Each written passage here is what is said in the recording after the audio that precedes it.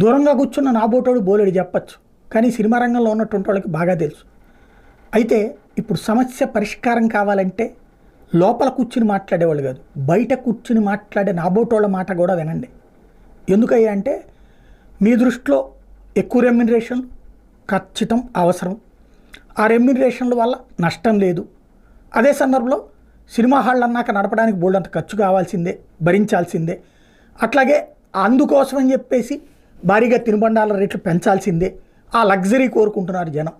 ఇది మీ ఉద్దేశం, నేను కాదను.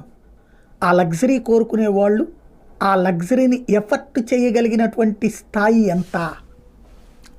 100లో 5 కోరుకుంటున్నారు, 10 మంది కోరుకుంటున్నారు, కానీ 90 మంది దాన్ని ఎఫర్ట్ చేయలేరే.